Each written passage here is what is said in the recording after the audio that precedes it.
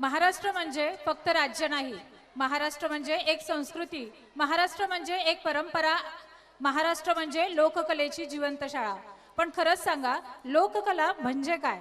लोककलेविषयी विशेष सांगायचे झाले तर कैलासवासी शाहीर साबळे हे लोककलेचे खरे शिलेदार मानले जातात. त्यांचे संपूर्ण नाव कृष्णराव गोपाळ गणपतराव सावळे, ज्यांनी लोककलेला केवळ छंद म्हणून नव्हे तर समाज प्रबोधन, जनजागृती आणि परिवर्तनाचे एक प्रभावी माध्यम बनवले. साध्या आणि सरळ सोप्या भाषेत सांगायचे झाले तर लोककला म्हणजे सामान्य माणसाच्या जगण्यातून जन्मलेली कला, त्यांच्या दुःखातून, आनंदातून, श्रद्धेतून आणि करमणुकीतून साकारलेली कला.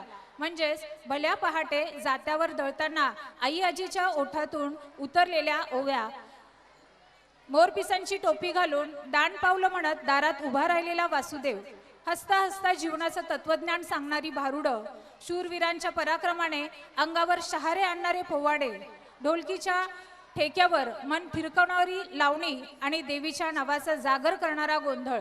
इतकंच नाही तर साहसी कसरतींनी थक्क करणारी डोंबारी लोककला, श्रद्धेचा जागर करणारे लाल वेशातील पोतराज आणि निसर्गाशी नाळ जोडणारी लोककला. या सगळ्या कला म्हणजे महाराष्ट्राच्या हृदयाचे ठोके आहेत आणि या संस्कृतीचा कणाही आहेत. यात महत्त्वाचं म्हणजे आपल्या संस्कृतीचा कणा असलेला आपला शेतकरी, रानात राबणारा, ऊन पावसाशी झुंज देणारा, तरीही कधीही न हार मानणारा शेतकरी आणि त्याच्या प्रत्येक संघर्षात खंबीरपणे साथ करणारी त्याची पत्नी. धैर्य, श्रद्धा आणि संयमाचं मूर्तिमंत रूप. या श्रद्धेचं अंतिम ठिकाण आहे पंढरपूरचा विठ्ठल आणि म्हणूनच निघते आषाढी वारी, जेथे सर्व जाती धर्माच्या भिंती कोसळतात. उरते ती फक्त माणुसकी आणि प्रत्येकाच्या ओठावर एकच नाव असतं, ते म्हणजे Vitthal Vitthal Vitthal. Thank you so much. वक्रतुंड महाकाय सूर्यकोटी समप्रभ निर्विघ्नं कुरु मे देवो सर्व कार्येषु सर्वदा. As per our rich Indian tradition, no meaningful event is commenced without invoking Lord Ganesha. His blessings guide us towards success and harmony. In Maharashtra, Ganesh festival is declared as State Festival of Maharashtra due to its popularity. Lokmanya Bal Gangadhar Tilak हे थोर स्वातंत्र्य सैनिक, पत्रकार आणि राष्ट्रवादी नेते होते. समाजात एकता, राष्ट्रप्रेम आणि स्वातंत्र्याची जाणीव निर्माण करण्यासाठी त्यांनी गणपती उत्सवाचा उपयोग केला. इसवी सन 1893 मध्ये लोकमान्य टिळकांनी सार्वजनिक गणपती उत्सव सुरू केला. गणेशोत्सव महाराष्ट्रभर एकाच उत्साहाने साजरा होऊ लागला. तो महाराष्ट्राच्या संस्कृतीची ओळख बनला. त्यामुळे लोकांमध्ये गणेश उत्सवाला महाराष्ट्राचा महाउत्सव असे मानले जाते. This Vandana, to mark this sacred beginning, our students will now perform a Ganesh Vandana, a devotional offering filled with grace, devotion and cultural significance. This Vandana is a humble prayer to Lord Ganesha, seeking his divine blessing for the smooth and successful conduct of today's program. मंगलमूर्तीच्या आगमनाने कार्यारंभ होते शुभचिन्हाने. वक्रतुंडाच्या चरणी नतमस्तक होऊन शुभारंभ करूया या महाराष्ट्राच्या लोककलेला. तर चला मग गणपती बाप्पाचं नाव घेऊन आजच्या कार्यक्रमाला सुरुवात करूया. गणपती बाप्पा मोरया. गणपती बाप्पा.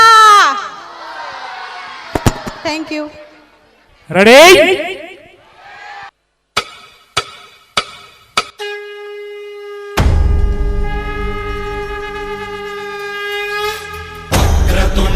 महाकाय सूर्यकोटि समप्रभ निर्विघ्नं कुरु मे देव सर्वकार्येषु सर्वदा.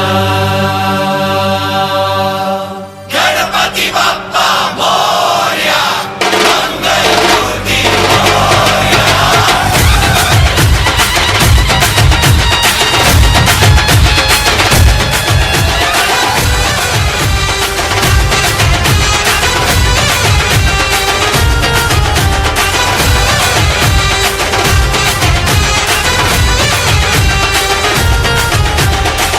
गणराया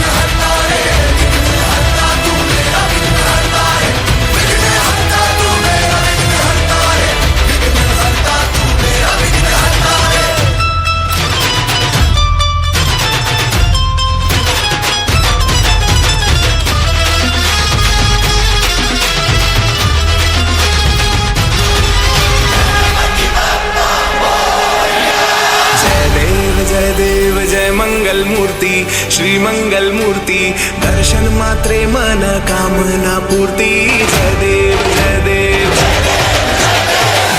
श्री गणराज विद्या सुखदाता धन्य तुम्हारो दर्शन मेरा मन रमता जय देव जय देव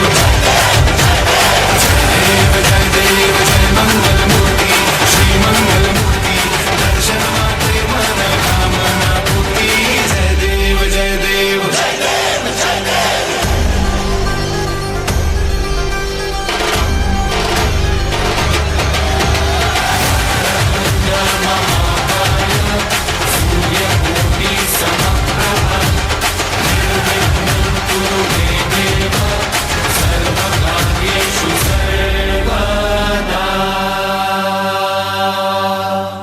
देशाच्या चरणी नतमस्तक होऊन भक्ती श्रद्धा भाव ह्याचा अद्भुत संगम साकार करणारे हे गणेश वंदना नृत्य खरंच अंगावर शहारे आणणारे होते.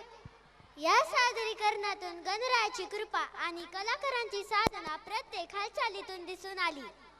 या अत्यंत उत्कृष्ट भक्तिपूर्ण आणि जोशपूर्ण सादरीकरणासाठी सर्व बाल कलाकारांचे मनापासून कौतुक.